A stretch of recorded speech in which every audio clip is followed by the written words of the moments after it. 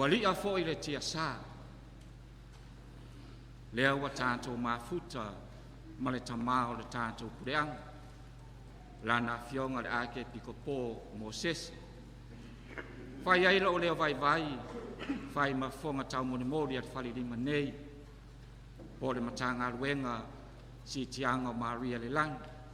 Mātou te whaatalofa, whaafelo atuai lau Afioga le tamao le tātou kureang.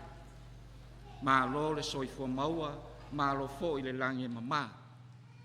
Whaaftai lau Afioga le afio mai, lau asia singa Akiepikopo, ia le nei foi vaenga le tōvine o le ngaluenga le atua. Ta tonu wha moe moe ua whetau i fola ma Afioga le atua le nei tai au.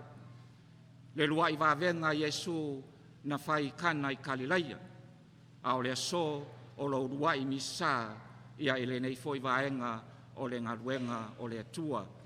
Ma lo whaaftai da fio mai, ia fio mai a mariu mai matala mai au.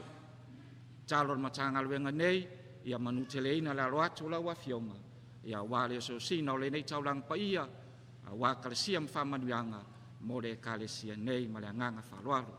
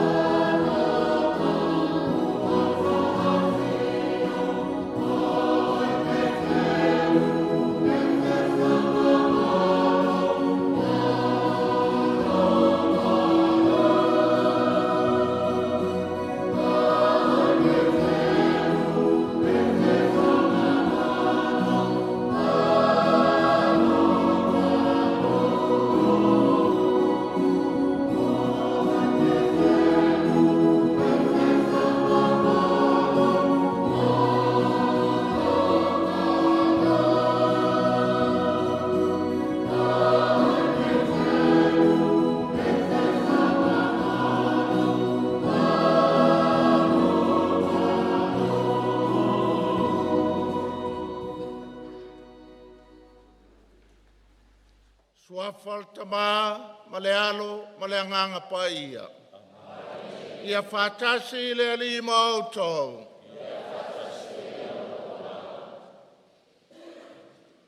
Le ngō le taupau I sa la whai o whātau alofa. Whawhailoa I le Afioga le tamapule o te whawhailoa I fōi. La Afioga Patele, Riki Penat, mo upu matango fie, wa mimita I fōi le nei Akiepikopo, Mosese. Ia, whaftai fōi le pa ia ma le lo le Matagaluega, no tau lau fonga fie le nei tai au fōu. Ia ma le fua mai tō whanga, maota malawa, le lo ma le lasi. La Afioga Patele le vasenga o te akono, mo lātou whaletua, sunga I whawhengainga, mo lātou whaletua. A whio mai, maliu mai, su mai, tala mai a au. Le pa io le tātou Matagaluega, le whale tolu o tātou Matagaluega, ia, o mai tātou patia pata mua ia mua I le upu ma le EKALESIA. Pe ona sauno le tamapule, o le soe lana upu, o le uluai vavenga Iesu, ai le amatalia, lana ngaluenga tala. O le teimi mua foi lewa, tau sila mai, ma o wawa ai atu, ma lo le ngalulue, ma lo le whātuatua, vai malima, o le tala le lei, le nei vaenga, le nei tui Mavaega nei. Ma kukolonga pōpa I o ingei. A kao whai Mavaega. Whamai upu. A whio le ainga satuala molo o tautama. Whio mai le ainga tau langi ma matua o satuala. Ma liu mai le no whai tu ainga. Tui sa vailu. To o maaunga ma upu ia oe leu moenga. A upo le EKALESIA, a whio mai oe o le nuu o le atua. O le tino keliso, o le sakalameta o le ola. O oe maao. E nofo ai, ma whio ai le anganga pa ia. Iau mai la ia. Mai tātou whaia le nei taulanga e mōlia, mo EKALESIA malava I le nei tai au fōu. I Matagaluega malava I le nei sau whainga. Tātou mōlia I a tātou lototoa, au amatalia le lua o lua lima. Tātou te tae luma, whai se mea fōu, a walu manai o nuu, EKALESIA ai meise nei a tātou ainga. Pangalea, e le atoa le tātou tau mawhainga I le steim.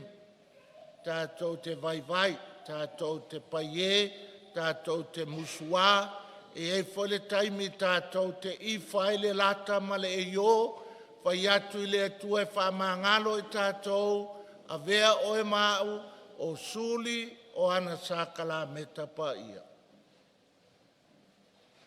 O te tau I le atua,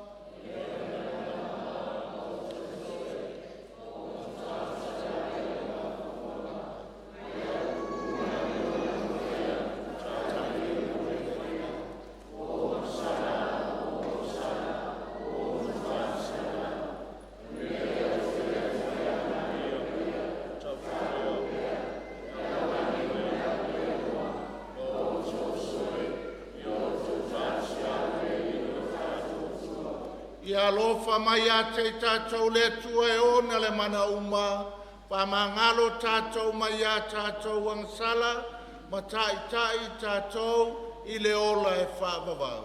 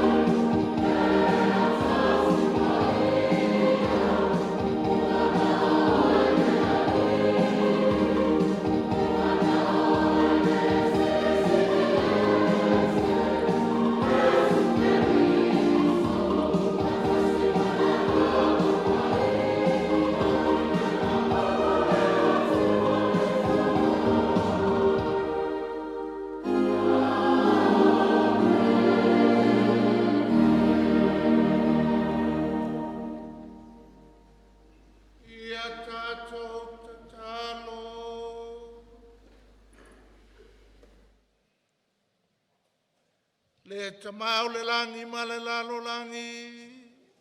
Whafonga mai talo sanga I mātou o lonu o lau whanau.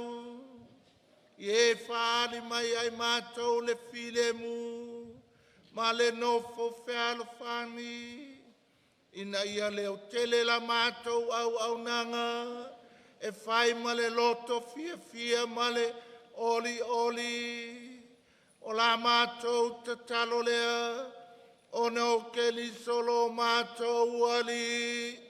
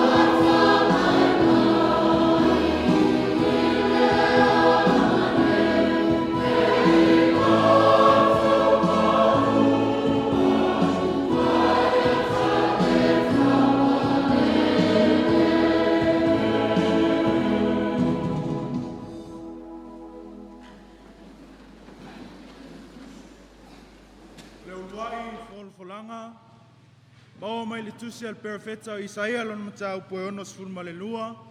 A mata falofalaina lona fai upo e mua se ia wha wau le lima. O le matua, e pea ona fia o le whatoa whai a vai lana awa. E wha pea ona fia o lo matua ia te oi. O te le wha lolongo a wao Siona. O te le mapufoi a wao Yerusalema. Se ia alu atu lana ami o tonu e peo se mea pupula. Malona o la tanga e peo le sulu wa mumu. E wa ainu ese I lau ami o tonu. Matupu mafoi la tau te wa ai ilo mamalu. E ingoa foi oe I le ingoa fou. E ta ua mai le fufonga o le ali. E whai oe mapale matanga o fia I le a ao le ali. Mapu ulo o le tupu I le alofi lima o le atua. E le to e ta ua oe ua la fo ina. E le to e ta ua fo I lau ele ua tuufua. Ai pe itai e ingoa oe o ia ua iai lau fia. E ingoa fo I lau ele o le noftane. A waa ua fia le li ia te oe. E noftane fo I lau ele. A waa e pe o le tau le lea ua whaia vai le tau pou. E whaapea au tamatane o na whaia wā ia te oi. E peo na fia fōi le whātua whaia wā I lana wā. E whaapea o na fia o lo watua ia te oi. O le upu a le ali.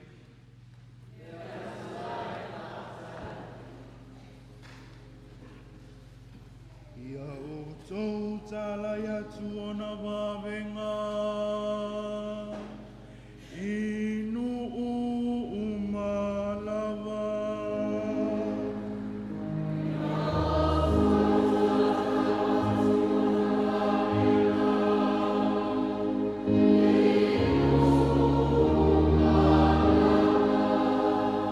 Yo tau pese atu I le ali le pese fau. Le lalolangi umae yo tau pese atu I le ali. Yo tau pese atu I le ali. Yoto whawhitai alona suafa. Yoto tala yatula na whaola tanga i le aso ma le aso.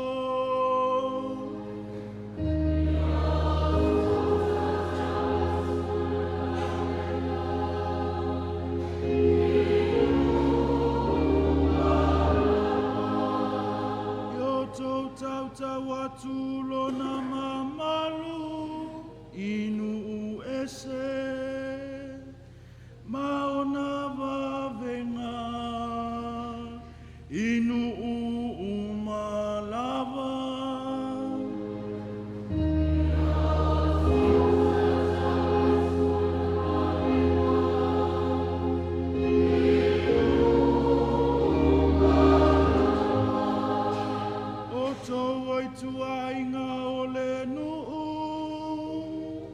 Yoto abatua i le ali.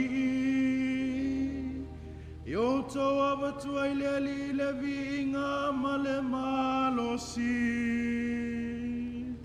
Yoto abatua i le ali le vinga o lona suafa. Yoto watu taulanga. Moto o atu i ona lotoa.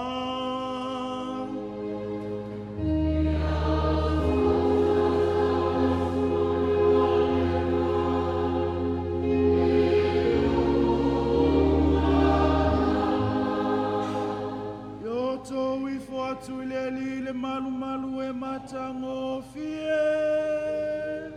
Yoto nga tete o na luma le lalo langi uma. Yoto fai atu inu ese. Ua fai le ali matupu. E fatu mawina i le lalo langi nei fanga e tia. Na te whamasino tonu ina le nuu.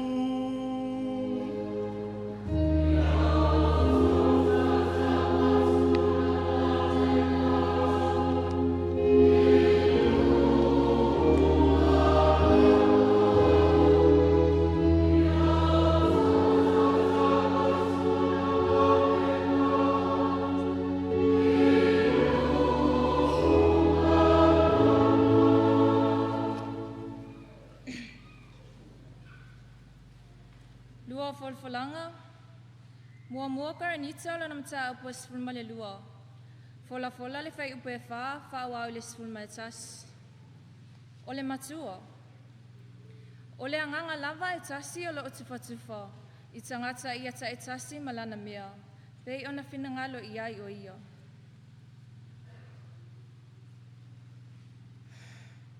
e matalasi me alofa a etasi lava le anganga ia e matalasi fo'i faiva, e tasi lava le ali ia. E matalasi fo'i mea mamana, e tasi lava le atua. O lena te matua ngalue i mea uma i tangata umalava. Ua foa ina ta tasi i tangata le whaalinga, a le anganga e au ngā ai. A wā ua foa ina mai le tasi le upo le poto e le anganga. E le tasi le upo le malamalama, e tusama le anganga e tasi. E le tasi le whaatua e le anganga e tasi. E le tasi o mea alofa e whaamalolo ai mai. E le anganga e tasi. E le tasi na te whaia wawenga. E le tasi o le perafeta. E le tasi o suenga o anganga. E le tasi anganga ese. E le tasi o le whaamatalanga o ngangana. E matua ngalue fo'i nā mea uma e le alava anganga e tasi. O lo tufa i tangata ia ta etasi malana mea. Pei ona finangalo iai o ia.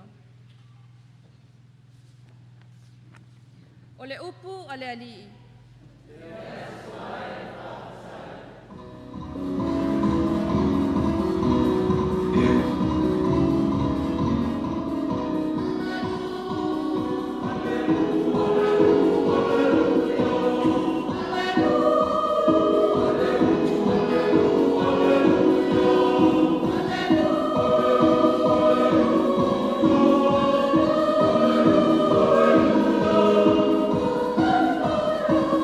Oh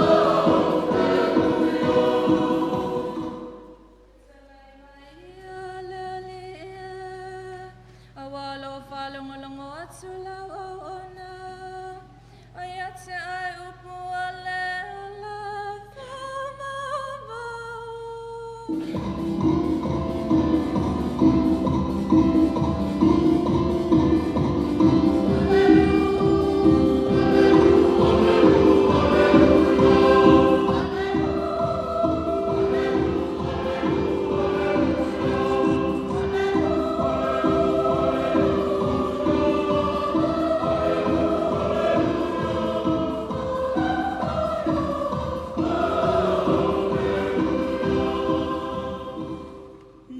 Fatasi o le lima o tau.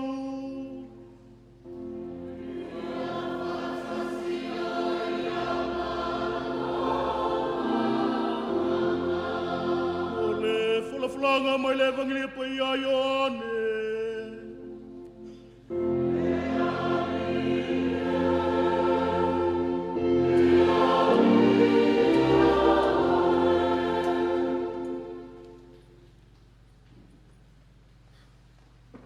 Whaia Iesu le nei urua I whailonga I kana I Galileia. Wo I le aso tolu, ona whaia I leo le tausamaanga I kana I Galileia. Sai ai foi le tinau Iesu, na tala I na foi Iesu ma ona soo I le tausamaanga. Wo uma foi le waina, ona whaia atu leo le tinau Iesu I ante ia. Wo le ai salato waina. Wa fetalai mai Iesu ia te ia funae, sea ea lau nā ia tea. Ele yo I lo uitu aso. Wa whaiane lo na tina ia wauna. O se mea lava e whai mai ai o ia te utou, ia utou whaia. Sa iai vai maa tele e ono, e tai lua ngafulu, pe tai tolu ngafulu kalone. Pe o le tū, o le whamama ino I utaia. Wa fetalai atu Iesu ia te ilatou. Ina whātu tumu ia o vai I sua vai. Ona lātou whātu tumu ina lea, wo lava I lua. O whetala iatu ia te lātou. Ina asu ane ia. Ina ave ia I le pule I le tausamaanga. Ona lātou avatu ai lea. Wa tofa fo I le pule I le tausamaanga I le vai wali ua I waina. Awana le I loa le mea na mau ai. Au na asu le vai ua lātou I loa. Ona wala au atu lea o le pule I le tausamaanga I le whaato awha ia vā. O whai atu ia te ia. E mua ona au mai e tangata uma o le nei waina le lei. Pe a telefo I le waina iai a tangata. Ona au mai ai lea o le waina leanga. Au atu e oe le waina le lei wa o mai le nei tuasu. Na whaia Iesu le nei urua I wha ailonga. I kana I Galileia, whaali mai ai lona mamalu. O na whaatua ai lea o na soo I ante. Mulmuli ane, ua maliwi fo maona soo, maona soo, a o le ino nofo ai I ni aso e tele. O le talalele I le li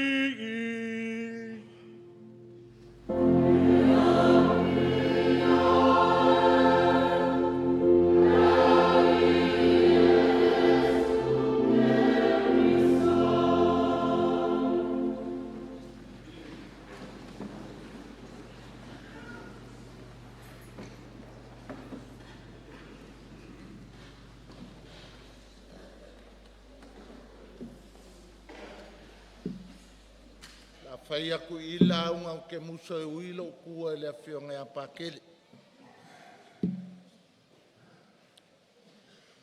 E le se launga ngau kala e umi arka ko whainga au ko ke ko ka mai wae a mawalole ngot le avangoa ngei ia whai loa.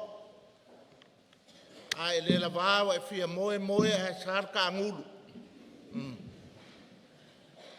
E kolu kala. Kala mua, a o sosoangi o mākua I puapua, ke lou kou whaafunga kala le. Ia so ngā, kasi lua kolu whaalima o ngō whiku walu. E walu whale sāo makanga lue ngā whaasale le anga. Kasi alpa kele ngā asu. E whale kolu I a moa, whale kolu, sale longa sale la valu ma iwa, ia misa fanga, misa sa fokula fai a sa uma, o a moala e fai lango, o ngai koe kuli mai e pakele ia o popu a masanga, e le ai angi misa o le asa e fai ai, sa vavali lango le ongo le kai au, i aso sa uma, ka ke mai kaua, a ola e vai kai mile winta i ka kou e ka le ongo le po, e sa vali mai ma kou i popua, le kai e koe ku wale misa, le ko a kafa mai aka, ale me e mauia o le au makukua ku ia makou le au skonti la iki ngal ka momo ea i lunga o le makafanga o ngoe e pae pe ia o le morile a o mai fole a wala o le ngonge e pe ia o le mori e o ilango e alanga ka o makua ma le au makua. Ki ngā ki munga e le angar kau. Ke lofa amaru i ngā aso le saule i popua. O le lau ka amu. You know, o mai ua umanga fai e makua lau ka amu pe akimu le kai au. E ese a koe ki kilo e kua e maofa lo ka mawhawhau i le whakua kua. Ia ku ia la mākou ka mai ki le angar ka momo e ama fia whai kenge solo i lunga le awala. Au, mākou kua ka ke ofu i le. E alwai kai minge. Asin ka mai ki mua mai. O yo kou lok. Ino uang. Ale u kele ka avale. A pēfor ka avale, o pēfor le lok. Bo ese amelo e ka kou. Sa sue le misa sa kalalonga lua iwa fik sa o ka ki ngalimpa ke le ngimo i loma i le fongo singo ki loma na kula ia pa ke ngimo au fenga luenga i ala fua i tampos a mai e kolu masinga ma sa e lua sa u kausia mai ai ngei o olo le asa Yesu le kupu. Ka penga le porsesio le auri. E ka walunga le malu ngei. O kele in moia ngei ngā usu mai e pia o ngai leva ai lea o ngalngawai kai. Whaki a pākele pēkelo o sa malanga mai sai whafo vai. Kau ka whai misama. Ma whai mak porsesio. Awa ainga kuai misa le ki munga le saule i ala fua e kau mai. Whakui unga le o se porsesio. Ai uma le misa whai aku mai. La ua umangka penga ale kale.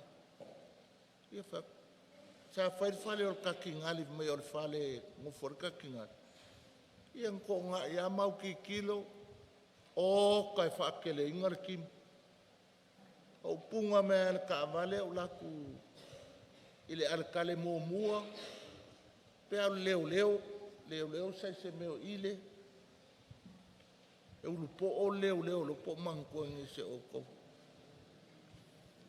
fa mai o le wa umanga ke ule mea pa ke o ko sa fa pe ke lo kao ele e cancel le afo le porsesio o ia whai kala e ka ua oki ke lengi ka mai whai whi au.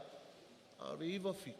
Ai kua wha e pe lima kausanga o lake fresh ala pākele lo ke lai kiki au le leia ngā vai kaimu.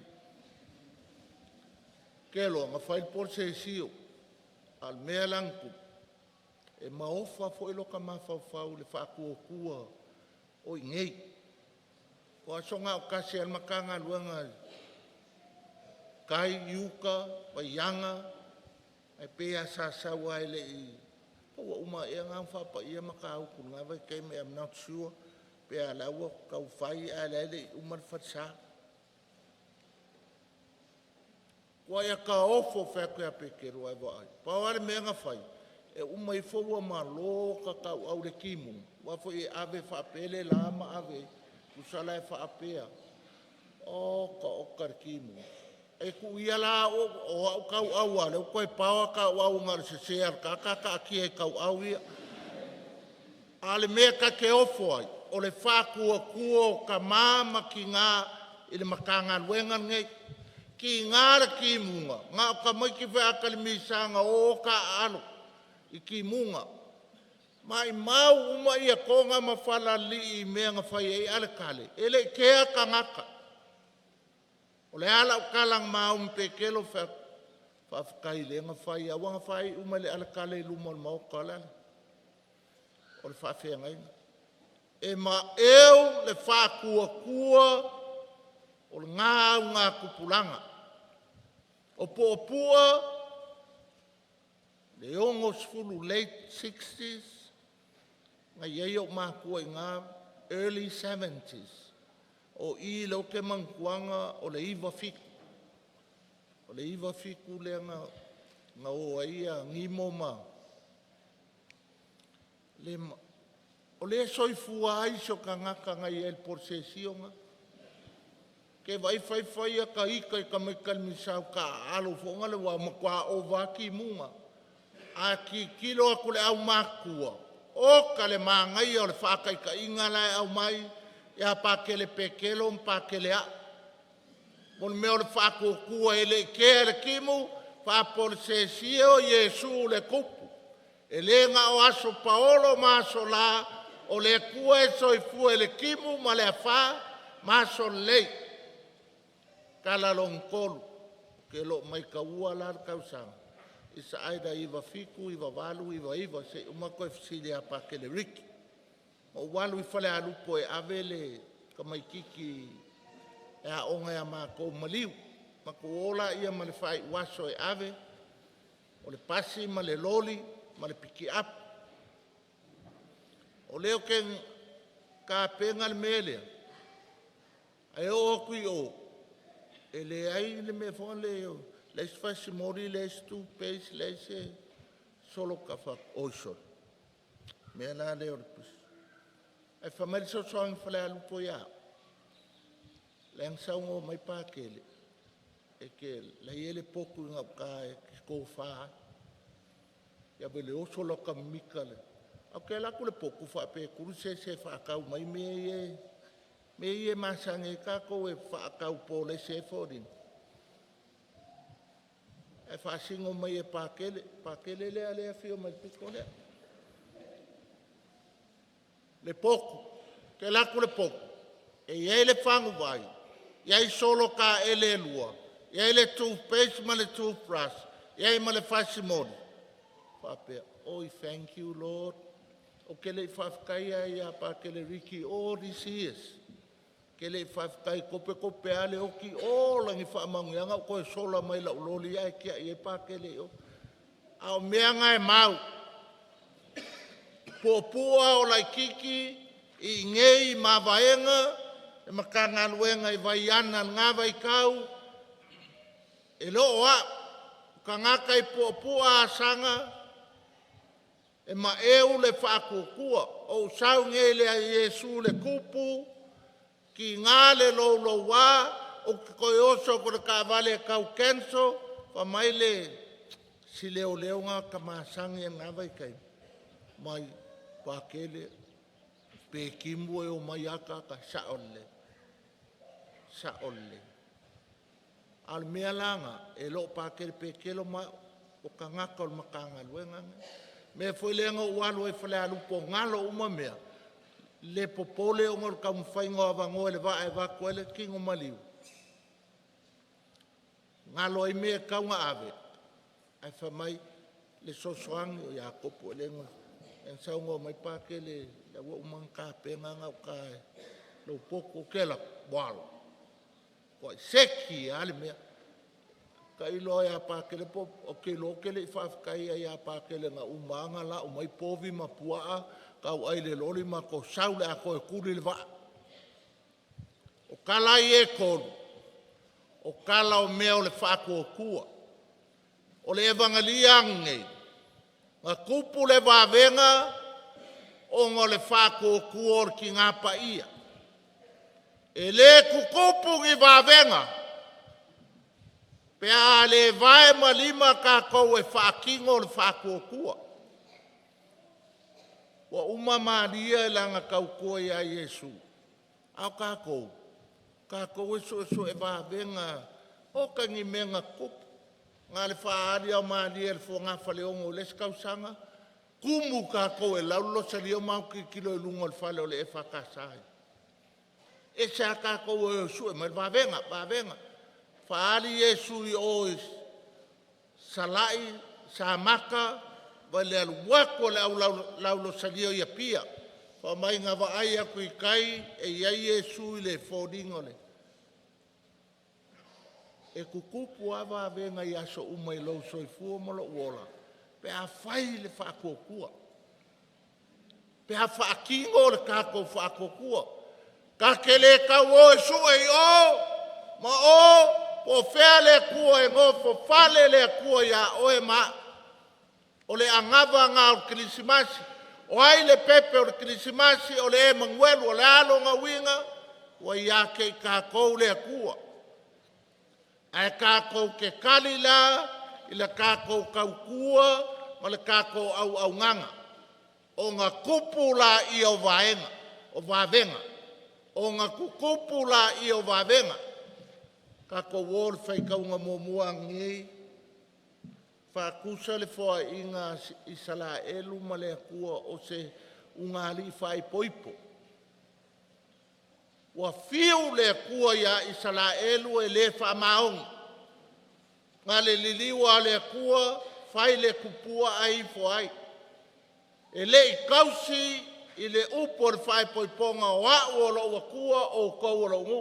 Le almeng kupu, ki a i lo e le kua, le almeng kupu, ka whewhea i pāpolangia. Vai le almeng kupu per whai kaunga ngea perfect.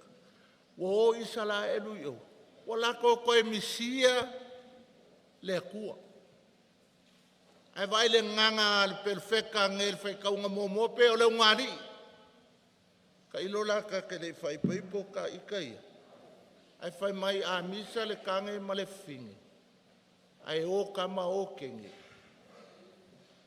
E koe e misia e le fingi long kolua. Ai misia foi el kamalolong mai e kalo fai ahan po anga me fai nike fa pe nga foi le finga and vice versa ke le loya u ele fai so ko lo ke le misi nga se a o ko le upu le perfeka e pei i sala elu le fa finge wa misia la nga kange wa misia le kamaloa ai ngofo foi le kuo le kamaloa ma misi a lofa i longa ko o luo Israel. Whape ngārka ko wheo inga male kua. Po au ka ko leanga e muti vale le lofa o le kua ia o e ma. E misia ka ko e le kua ma whaakarikari sawia ko e fo i mai. E whaakingo lo ka ko whakua kua o ngā kupula i o wawenga. E whaafenga whai e salangi le alofa, salangi mea le lei. Vai le whakua kua popua, mana kākou makanga luenga ngō wau kilo ai. Vai le anga leo pakele le whaiwhe au ngā luaku i o, e mau i mea le lei, e mau lo loko, le mea le lei ngā whaia. Vai lai le ema sa umea le mwhea pakele le anga maanga i awai moso ka ngō mai ngai okar ka mo ele ka mo e pakele ngai. Whapea ngālo soifua mala uola. E kukupu wawenga ia oe maau peha whaakingo le whaakokoe le alofa. E ka ke whiu e whai isi mea maangai a peo kako saungi ngā loku, o le ula kai mo le viinga, o le makalasi o kako au whai pese, maangai a le au nganga le upu ma le ukalesikia, that's maangai a. Ke lo whakwe le anga mea. But we go further, we go extra mile, i le kako wha. O le alofa, Ia whai mea uma le lofa vai le salamo whakali ai. Pese maalanga e lo kākou akua le oli. Ma le fia. Pese maalanga e le akua le anganga whaafukai. O ngā kukupu la ia o wavenga i le loko i whale o maoka malawa. Yo kākou ainga mo kākou nguu ai meise se o tātou Matagaluega. E o lau kakalo. E kai mirenga o kausi ai nge le kolu masinga ma le luasa. O kale maanga i a koe saungi. O e se a ole e se i. O Matagaluega ole e Matagaluega foi i. O lea la e whaila ungovenga. Ia koe kasi Mavaega. Kasi ale Matagaluega. Ia au kok fei kai vai wolo ke loa kui kou fōringa moi.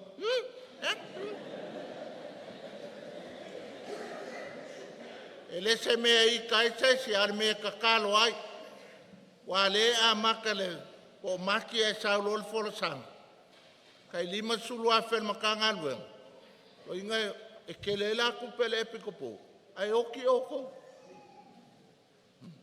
Ai mese ala kaunga malala Matagaluega piko e kele al puleanga. E fiu e si e whamai e lau koe o loko assembly e maa mongales.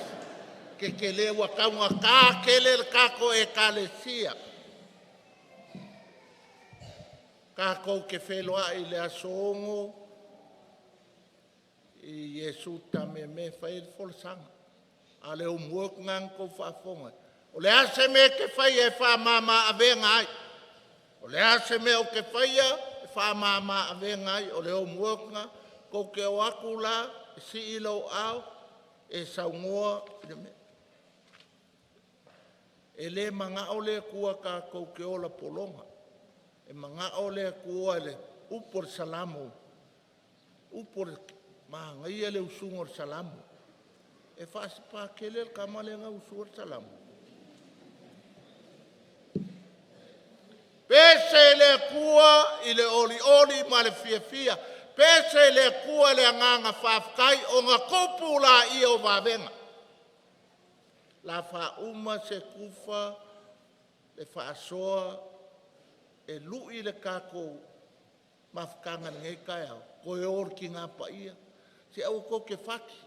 Nganga wha leanga mai e isi EKALESIA le si kaule le ale Maria ka sasa wha akusa.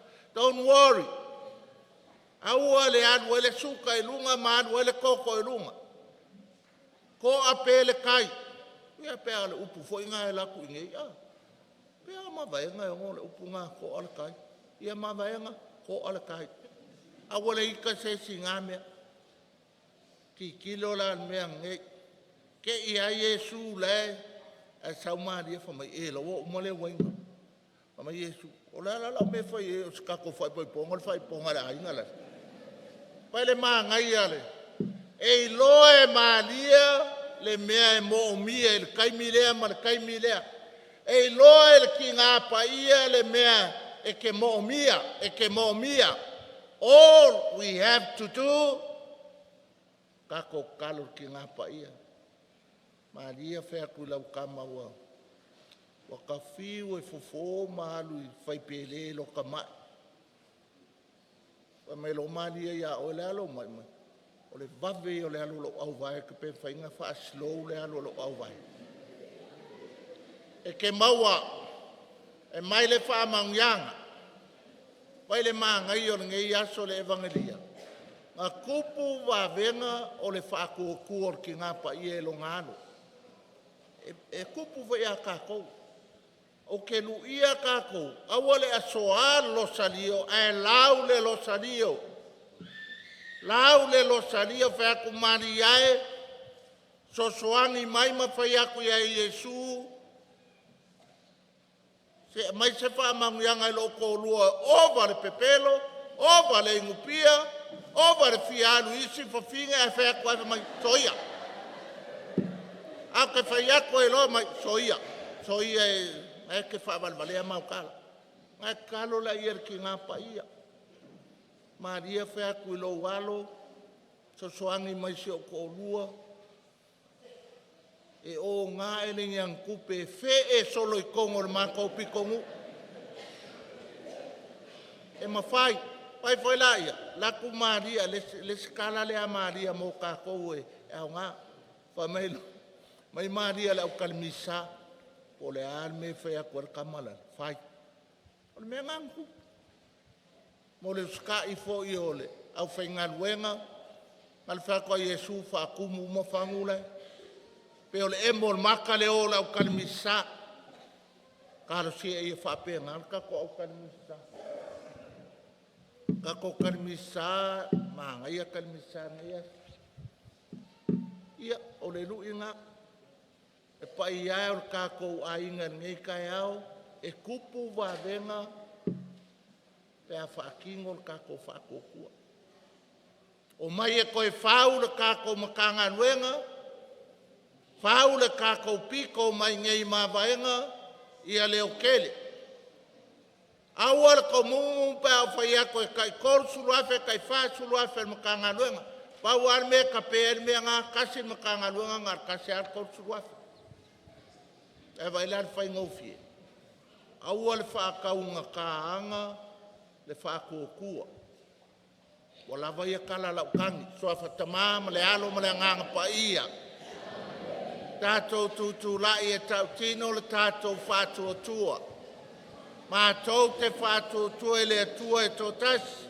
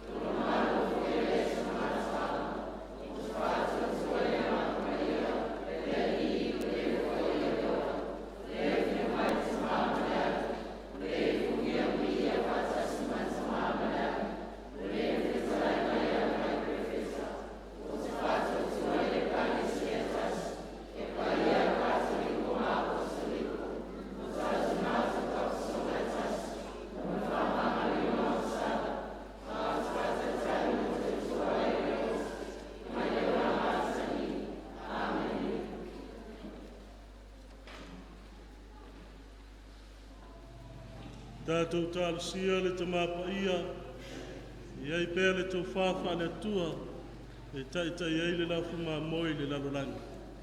Le tātou o lenga lea i le ali. Tātou tālu sia le file mua le lalolangi, o atunuu, o nuu, o a inga taitasi, e maise se file mua le tangata lava ia. O le tātou o lenga lea i le ali. Tātou tālu sia le te whinga taitai. O le tātou o lenga lea i le ali. Tātou tālu sia le afua mai maunga. Mātua tausi, o pōle whala, a wale tāpua inga o whaiwa mtiu te taitau tasi. O tātou EKALESIA. O le tātou o lenga lea i le ali. Tātou tālu sia leu whola le nei aso. Ngō toi whai ai o whina ngalo taito tas. Ia wālau whai ngā malanga le nei tuksanga. Le tātou o lenga lea i le li. Tātou tālu sia te ute mwhaiwa. Nei wai aso, anga ia tu iai tātou EKALESIA. Le tātou toi o lenga lea i le li. Tu whātase o tātou mōmoonga, ma le whautua le tina pa ia, ma tātou whāpei. Se o lofa le sina,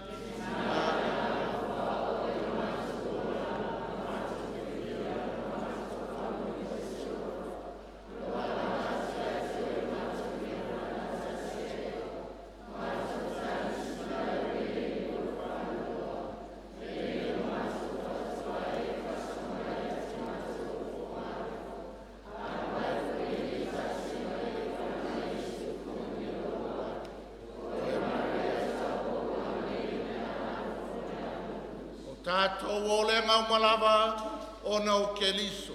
Lo tātou ali.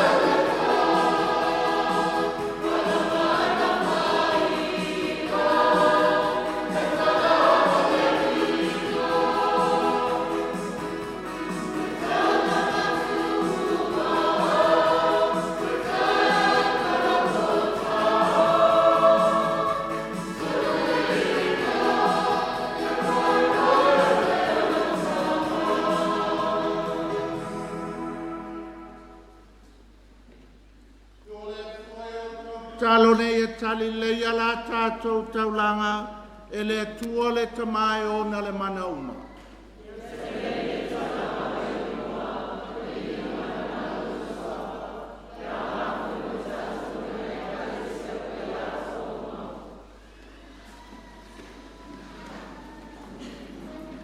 E tamai mātou te whamanuina le tali suanga, ma le whaloalo ma le alofa. A wā mātou whailo atu le mali o le ali, wa whāwau ai le ngaluenga o le whaolotanga.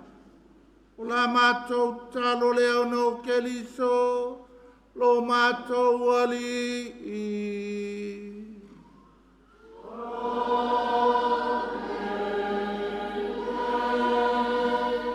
Ia whatasi le ali i moto.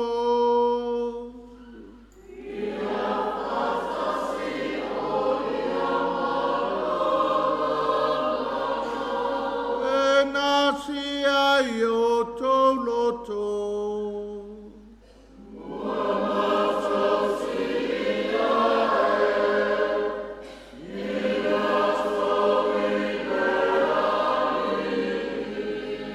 Ia tātou whaftai, le alilo tātou watua.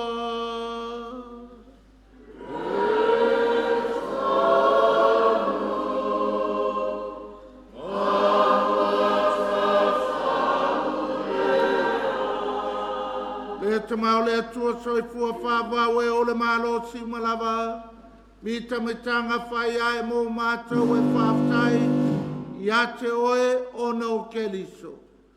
O no lona alofa mo le tangata ngasala. Wha maulalo e keliso ia lava. Ma whanau mai le taupau. O lona popo ngai lunga le la awa le koluse.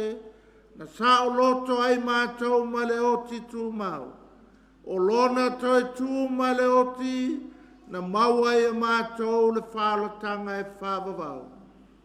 Ma fuanga ia mātou whātasi mā ngelo mānaka ngelo, au pa ia umai le langi, au lātou suina la lātou pese whai tū mau, o lovi i ngā.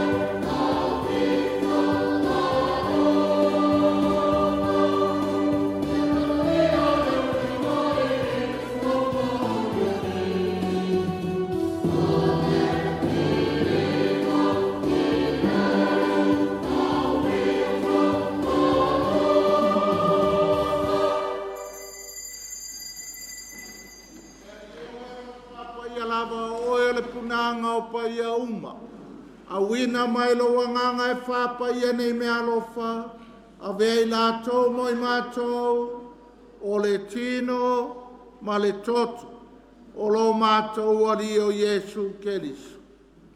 Au le tui nātou ia le oti na ia tali e lo na lava mali e, na tango ia le areto ma batu ia te o ele whaftai, tofi ia le areto ma batu lo na uso, ma le whape atu, i nāwhtango fia iai o tau umalawa, ma ai iai, o lo tino le nei, e foi na atu, mo o tau.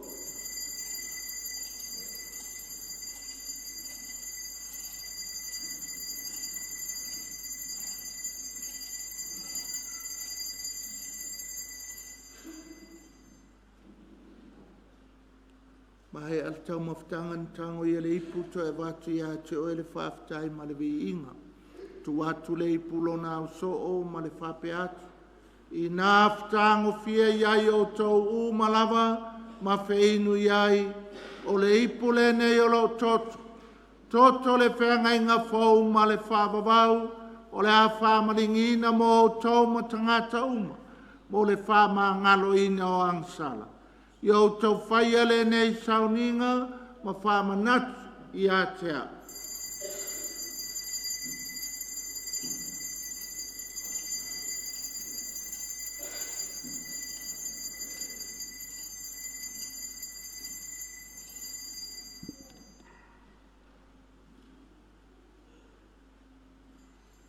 O le misteri o le whātuatua.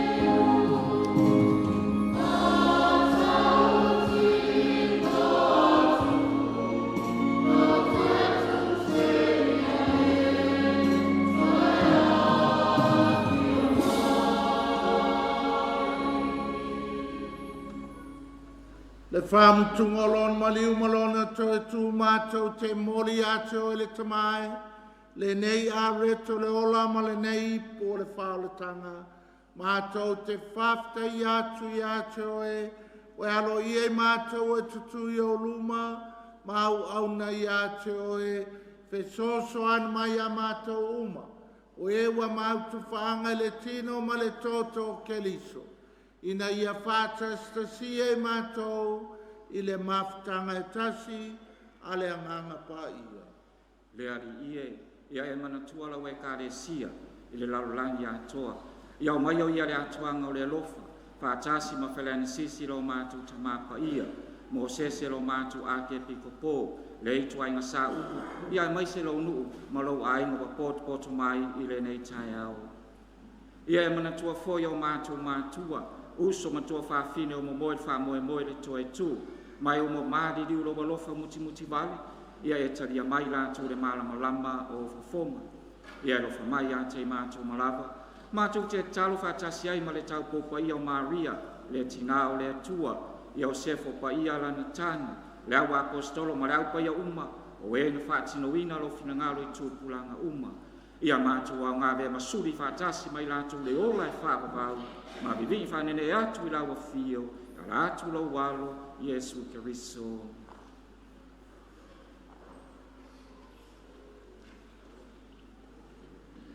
Le tamama mana e, ono ia whātasi mai ia nā ia te ia, i le maftanga ma le anganga pā ia, o le vinga ma le malu ato waila wafio, i le whāwawau, whāwawau lava.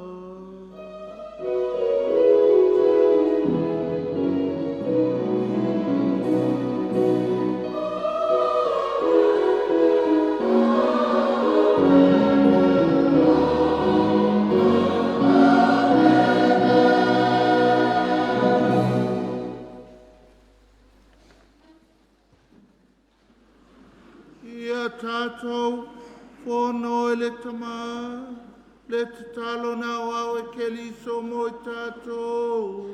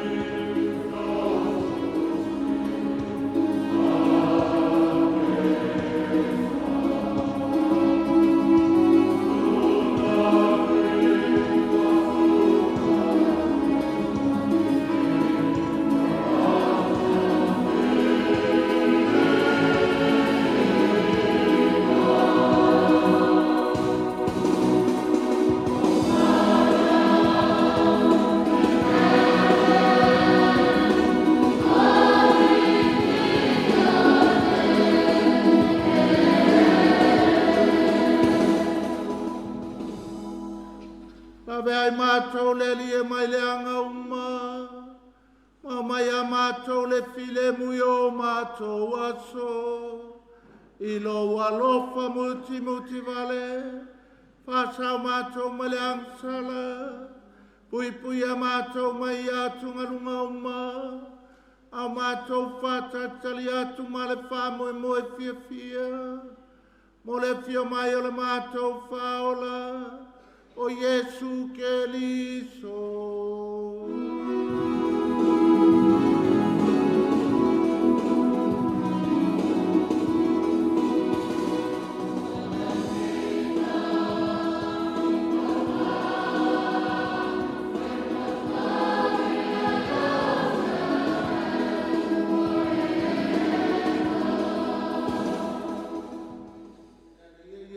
Keliso ne fai atu lo au apostolo, o te tu atu ia te o tau lo filemu, o lo filemu o te foa i atu ia te o tau.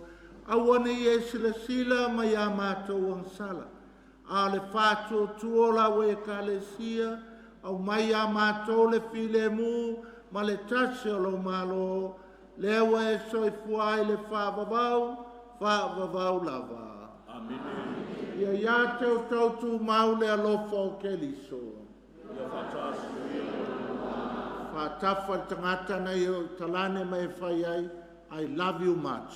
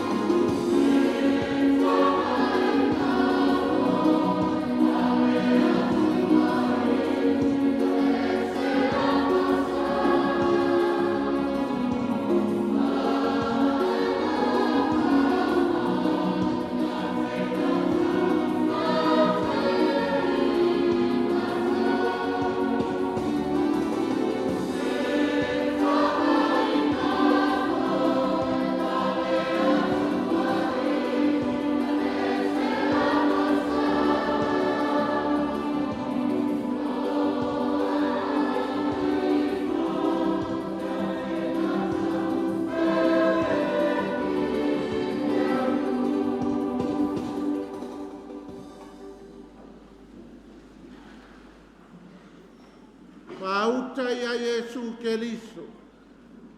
Pauta elena te veseanga sala le lalolangi. Amu ia o e ma wabala ulia i le tali suanga le tamai mamoe.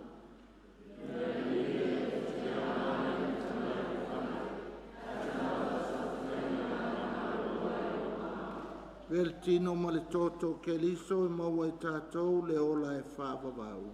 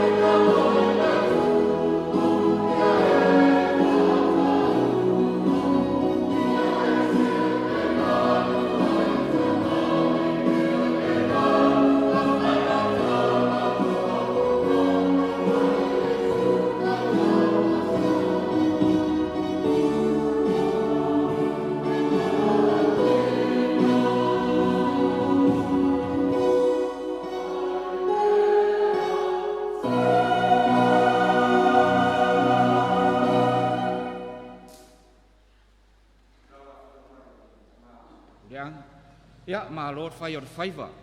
Lea wa e tongi le seunanga tila. Ia ma le whaapulo I tualima. Ma Lord fai o faiva. Ia e tu sai foi ma le tauranga pa ia o le misai le nei tai au. Ta tonu wha moe moe lea wa te ailangi statu wha sangi ma statu wha polu. Ta tonu foi wha moe moe ia o lea wa tato mautu wha angai. Ka le siam wha manuianga le tua. Le ngata le ana upu soifua. Ia ai whapea le tino mo le totolo tātou wari whaola sa whapea on tātou tōna nai ia ma tātou tari suai ia le nei tai au ma alo whaftai lau Afioga. Ai wau tulai atu ma le anganga whaloalu a mai ale whainga taulanga le nei tai au lau Afioga le tamau tātou pureanga ma puatu ia I le maota o Ngaluenga ia wafoi nisi o fuafuanga whai ia ale Matagaluega nei ma le anganga whaloalo whaftai.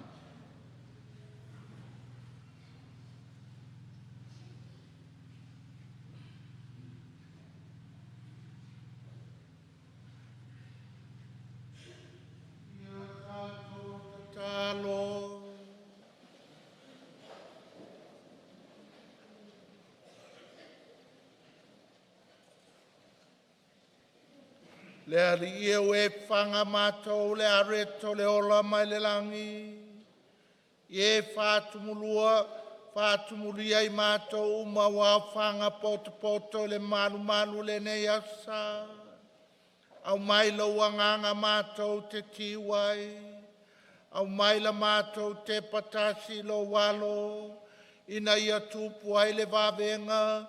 Io mātou loto I whale tangata. O le mātou tatalo lea, o no keli solo mātou ali.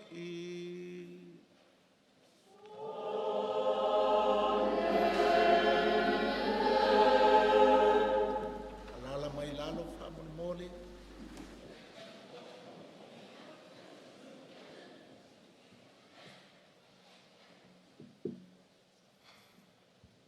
Ia le tua whapo e vanga foi. Paftai patele, o le avanofa aulo, o tātou wheiloa I ai, ma tātou ai ngā whasilafa I ai, le neia sa. E sista wangalo le fio mai sista Stefaninga, ia wa mamalu e fore tātou misa whalama. I Mavaega nei, ngā kau se mai pese lau whai pese o ngā ngai ke serme ke alala ai. Ia, whafkailo a wai mai au whai mano longa mai fo I a inga. Ia, o le mako kalo ko e manguiere ka liwaku. I le meke ngā lue ai Australia. Ia ngai le maua o mai whaleele ko kele o le kako ai. Ia, ngea vango wha auloa mai pākele. O la ua ka kalo mo kako. O mai e wha whaingo fiele running o le kako pureanga. Ngau whai aku loe ku whakasi ngau wa ai aku ai I fofonga. Wale eile smile pa kele pe wa ese awo pala ai koi kia paka ku I lalo. Ele se me pala ai ku aku pe I ngā. A kou manga o a ia. Makangaluenga fasko kai, makangaluenga fasko uka, makangaluenga makau. O ia kele ang kupe o a. Wa sa warsa onga sa ai akas kasi al saonga. Pawangal me lo kelu ye kako. O la u homework lenga ko homework. O le asa me o ke fai e wha mama avenga. I le kako puleanga. O la u wha mama avenga nga kau o mai. O mai e kasi. Whainga ka isi i kumalo. E whainga o fie i a kako. A kako o le kilo i Mavaega. O le ainga. Ia o ke le whamakalau ke ukou poko au ke lo malamalama ke le aifo. Ia whafkai moringa au sai au nganga malava. E ukale skia o le upu, le ukale misa malo. Whapea foi mangaia le kaupou. E la u mea fou le wafai. Le la koe koso le au aiuli, aso aiuli. Aso aiuli, ngal pa o ke whaalongo e le se tiusu. Al pa. O le whainga saoanga le aiuli kongo moka malawa, kongo le whalsa. Ai a kako aiuli fafo, kako tiusu. O le luinga e whain kako puleanga, kako aiuli pe o le aiuli e Mosese iaso kaulelea, pa. Ai le se tiusu, ma ngai e kele ka mai ka ilenga kaupou, e siva mai lava ka leilanga siva, o au foi le leila o siva. E le leila o whakaupaki, whafkai le kaupou, whafkai le au aiuli, ai mea le la whai le forsanga, ua sang koe tiusu se si kongo le whansa. E le asa whai ngai whaf, ai so o le su e teipi aso aiuli la aso ngā le pa o aur kingo. Umai folo alu fofo umukua ki ngā inga le kapore me. Ia, o pākele sa kakalo ai e fio mai ngei, se i manoloa koe la whaele, la koe kamoi o ia anga. Ia, whaafkai a pākele le mele ka o le uskai ma le whaaloalo, ia le ua kaliu mai ei pākele ngei. O le kou ka māpule o le si whaife aule o le au fongoa. A u ngei ngofo i ngai lesi lima kausanga lea, e wa aia umaka ko property se ale puleanga.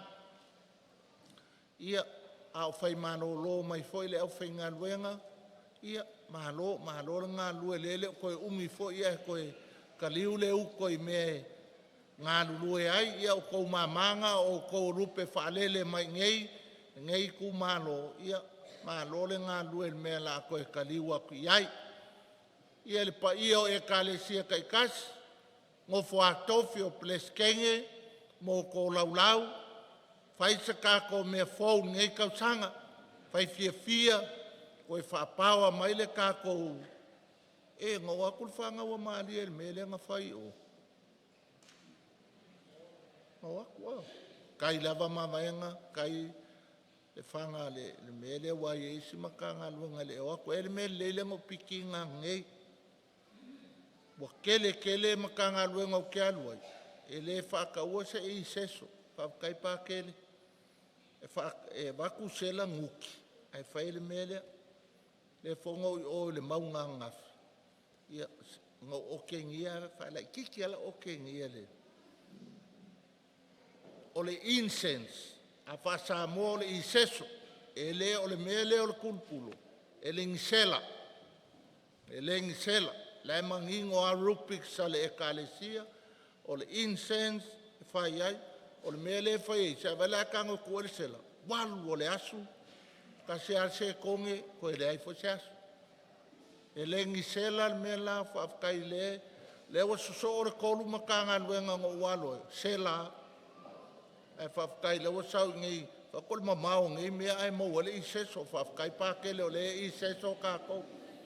Ia, o le luinga le la ave, e o ki a kongo ma sosoangi, whaile nguki sela e whaile mela. Ia le la waka uaku ngei, whafkai le la avea Mavaega ma whakai ka inga, o koe alulo se makanga luanga e mai i seso sela ka ofi. E le ngi sela mei o le si mele, whafkai fo i le ku avangoa, le si mele le pake le o fia le ia o e le se waku. Ko ongo makanga luenga ualuai, lai whai kalosanga lau kele. Ai o mai luma le au kaua Maria malako ako le. O le au ngol kaulanga. E se meanga. O le nga sao ngai. Anga le umakal sanga lauken. O faile kal. Mo ria nei taulanga ia nga wha. Kwa awa akua nga i mai. O le whainga sao anga. O le kele o makanga aluanga. O pei o mai ale au kau. A le whaikal sanga lauken. O le kalatanga lau kele whai uai le upu. Le literature of the word. O le collection. O pese me vavai ai foe. Ai le amakalia. Le literature of the Eucharist. Le EKALESIA. O le foe la saoi. Le la avakul mele aver pule anga pe a whaikako whelo inga la sona. Ka kungo walu kua le nguma mawa i le whangai o le anga la koa wala. Ala sao la ko mela e fai. Pafekai o mele lenga lenga o pikinga ngei o le iseso sao le whangar kupulo ma le anga i maiwa umal kalsanga lauke. O la makamaka isi makanga lua. E o mai le kanga whai kalsanga lauke le alawa o mai security card mana ko mea ia. E lengi pat nga o le literature of the word o le o mai maako nga. Ia. Pakele sauri o malmaloa le mo kala fia nga mo se o kako makanga lua o le sao uma mele angei pawale mele sao ngai nga kau faile fitawi ngal fai ko ale kai mo ko ngio ka woli ma le o le ka o fia kwala o mai aka vale ale mumu aku mori ale o mai ko ngio ele la se pule a o le meanga fai kalia o ko a ko fusu aya fusu pea. Ia whātasi le li mautou. Ia whāmanuia mai le atua e ona le mana uma, le tamā, le alo, ma le anganga pa ia. Nau iau tau ma le manuia ma le file mua ke riso. Le atua e